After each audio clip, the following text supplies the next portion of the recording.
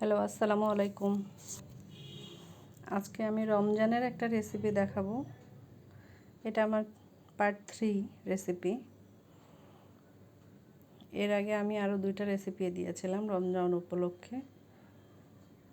তার জন্য আমি 2টা বড় বড় রুটি বানিয়ে নিয়েছি। নর্মাল যে আটা রুটি আমরা সবাই খেয়ে থাকি, সেই আটা রুটি একটু বড় সাইজ করে একটু মোটা করে বানিয়ে নিয়েছি।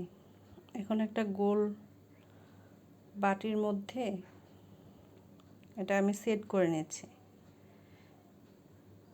এটাকে আপনারা মোগলাইও বলতে পারেন, ডিম পরোটাও বলতে পারেন। তবে আমি এটার নাম দিলাম মোগলাই, ইজি ওয়েতে মোগলাই রেসিপি, ডাবল ডিমের মোগলাই। এটা হচ্ছে সহজ পদ্ধতিতে মোগলাই।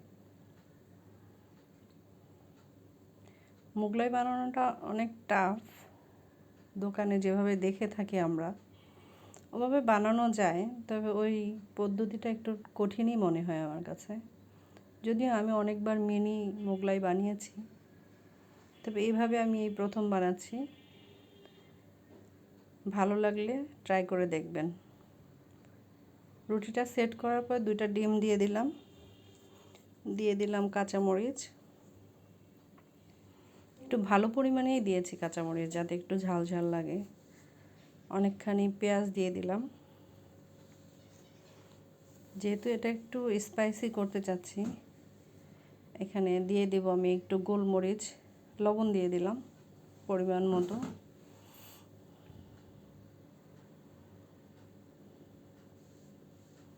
এটা খেতে খুবই মজা হয়।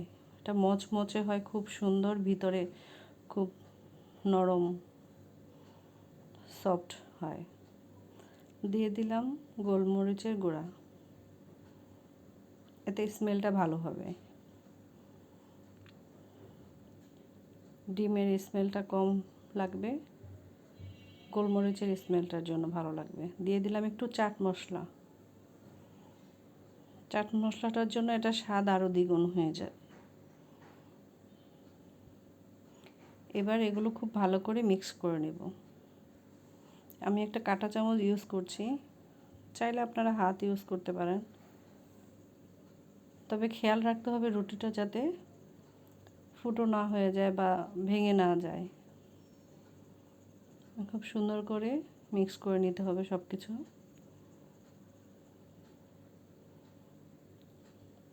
মিক্স করা হয়ে গেছে আমার। এর উপরে যে 2টা রুটি বানিয়েছিলাম, যে আরেকটা রুটি দিয়ে এটা ঢেকে দেব।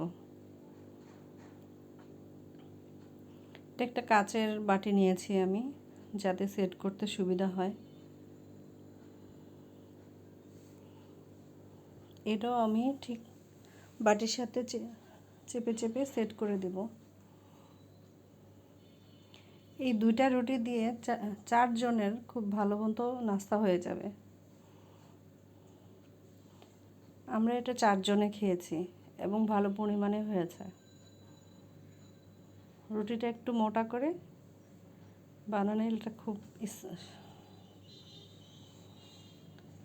একটু মুচমুচেও হবে, ভিতরেও খেতে মজা লাগবে। তো ভাজার জন্য একটু ভালো পরিমাণে একটু তেল দিয়ে আমি প্যান বসিয়ে রেখেছি, যাতে তেলটা একটু গরম হয়ে আসে। আর এদিকে আমি রুটিটা সেট করে নিচ্ছি। দেখুন, এক্সট্রা রুটিটা আমি খুলে রেখে দিচ্ছি। এটা দিয়ে আমি নর্মাল রুটি বানিয়ে খেয়ে নেব।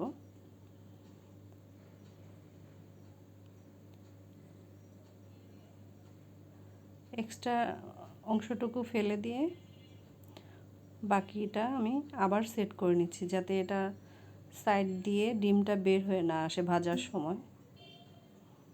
তাই সুন্দর করে পুলি পিঠার মতো একটু বটে বটে নিচ্ছি।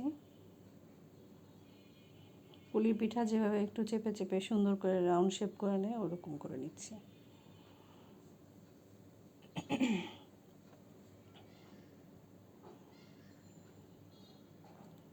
এবার আমি প্যানে চলে আসলাম। খুব সাবধানে রুটিটা ছেড়ে দিতে হবে তেলের মধ্যে, যাতে ভেঙে টেঙে না যায়।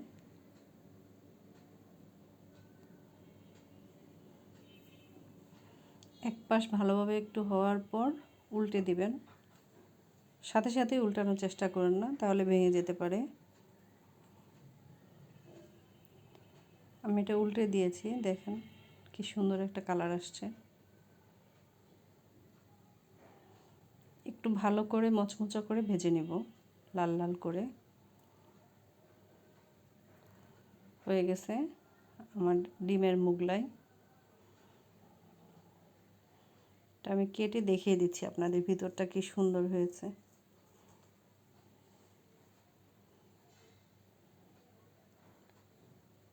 মনে হচ্ছে যে একটা একটা মোগলাই দিয়ে কি হবে, বাট এটা খুব সুন্দর করে 4 জন খেতে পারবে। আপনারা চাইলে আরও বেশি করে বানাতে পারেন। কেমন লাগলো জানাবেন। আল্লাহ হাফেজ।